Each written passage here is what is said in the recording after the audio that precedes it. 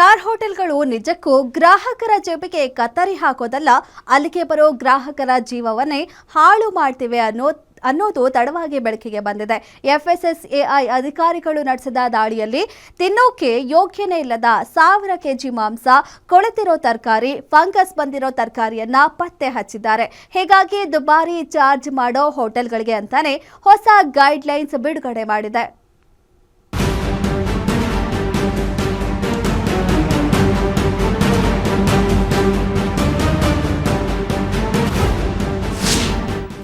ಹೋಟೆಲ್ಗಳ ಕರ್ಮ ಕಾಂಡ ಬಯಲು ಮಾಡಿದ FSSAI.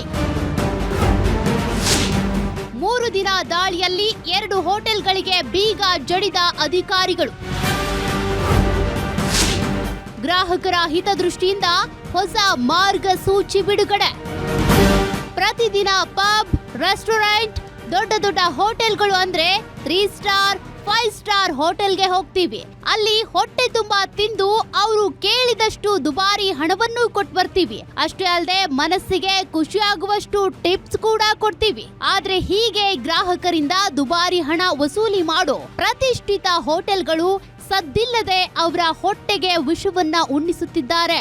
FSSAI ಅಧಿಕಾರಿಗಳು ನಡೆಸಿದ ದಾಳಿಯಲ್ಲಿ 3 ಸ್ಟಾರ್ ಮತ್ತು 5 ಸ್ಟಾರ್ ಹೋಟೆಲ್ಗಳ ಅಸಲಿಯತ್ತನ್ನ ಅನಾವರಣ ಮಾಡಿದ್ದಾರೆ. ಆಹಾರ ಸುರಕ್ಷತಾ ಗುಣಮಟ್ಟ ಇಲಾಖೆ ಅಧಿಕಾರಿಗಳು ಕಳೆದ 3 ದಿನಗಳಿಂದ ನಡೆಸಿದ ಮೆಗಾ ರೇಡ್ ಹೋಟೆಲ್ ಮಾಲೀಕರ ನಿದ್ದೆಗೆಡಿಸಿದೆ.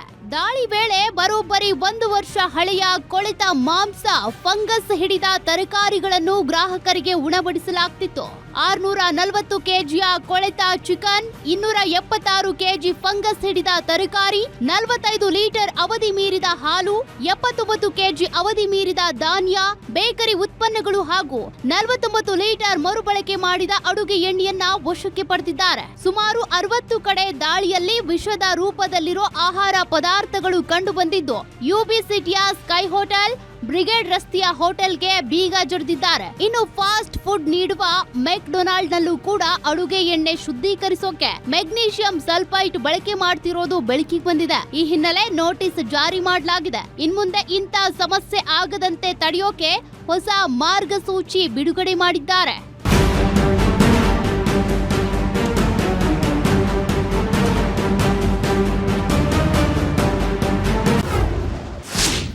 ಮಾರ್ಗಸೂಚಿಯಲ್ಲಿ ಏನಿದೆ? ಫ್ರೋಜನ್ ಆಹಾರ ಫ್ರೀಸ್ ಮಾಡಿ ಬಳಸಬಾರದು. ಮೊಸರು, ಚೀಸ್, ಬಟರ್, ಡೈರಿ ಉತ್ಪನ್ನ ಸಂಗ್ರಹಣೆಗೆ ಪ್ರತ್ಯೇಕ ನಿಯಮ. ಅಡುಗೆ ಎಣ್ಣೆ ಮರುಬಳಕೆ ವೇಳೆ ಗುಣಮಟ್ಟ ಪರಿಶೀಲನೆ. ಬಳಸಿದ ಎಣ್ಣೆಯಲ್ಲಿ ಟೋಟಲ್ ಪೋಲಾರ್ ಕಾಂಪೋನೆಂಟ್ಸ್ 25% ಮೀರುವಂತಿಲ್ಲ. ಕಚ್ಚಾ ಆಹಾರ, ಬೇಯಿಸಿದ ಆಹಾರ, ಅರೆ ಬೇಯಿಸಿದ ಆಹಾರ ಪ್ರತ್ಯೇಕವಾಗಿ ಇಡಬೇಕು. ವೆಜ್ ಅಂಡ್ ನಾನ್ ವೆಜ್ ಆಹಾರ ಪ್ರತ್ಯೇಕ ಸಂಗ್ರಹ ನಿರ್ವಹಣೆ. ಕಚ್ಚಾ ಮಾಂಸ, ಮೀನು, ಪ್ರಾಣಿಜನ್ಯ ಆಹಾರ 4 ಡಿಗ್ರಿ ಸೆಲ್ಸಿಯಸ್ ತಾಪಮಾನದಲ್ಲಿ ಸಂಗ್ರಹಿಸಬೇಕು. ಬಿಸಿ ಆಹಾರ 65 ಸೆಲ್ಸಿಯಸ್, ನಾನ್ ವೆಜ್ 70 ಸೆಲ್ಸಿಯಸ್ ತಾಪಮಾನದಲ್ಲಿ ಸಂಗ್ರಹಿಸಬೇಕು. ಶೀತ ಆಹಾರವನ್ನ 5 ಸೆಲ್ಸಿಯಸ್, ಫ್ರೋಜನ್ ಆಹಾರ 18 ಸೆಲ್ಸಿಯಸ್ ತಾಪಮಾನದಲ್ಲಿ ಸಂಗ್ರಹಿಸಿಡಬೇಕು. ಆಹಾರ ಮರು ಬಿಸಿ ಮಾಡುವಾಗ ಕೋರ್ ಟೆಂಪರೇಚರ್ 75 ಸೆಲ್ಸಿಯಸ್ ತಲುಪಬೇಕು. ಒಂದ್ ಕಡೆ ಮಾರ್ಗಸೂಚಿ ಬಿಡುಗಡೆ ಮಾಡಿದ್ದಲ್ಲದೆ ದಾಳಿಯನ್ನು ಮುಂದುವರಿಸಿದ್ದಾರೆ. ಇಂದಿರಾ ಕ್ಯಾಂಟೀನ್ನಲ್ಲಿ ನಡೆಸಿದ ತಪಾಸಣೆ ವೇಳೆ ಅಡುಗೆ ಮಾಡುವ ಸ್ಥಳದಲ್ಲಿ ಸ್ವಚ್ಛತೆ ಇಲ್ಲದಿರೋದು ಬೆಳಕಿಗೆ ಬಂದಿದೆ. ಅದೇನೇ ಇರ್ಲಿ, ಆಹಾರ ಅಂದ್ರೆ ಕೇವಲ ರುಚಿಯಲ್ಲ, ಅದು ಮನುಷ್ಯನ ಜೀವಕ್ಕೆ ಸಂಬಂಧಿಸಿದ್ದು.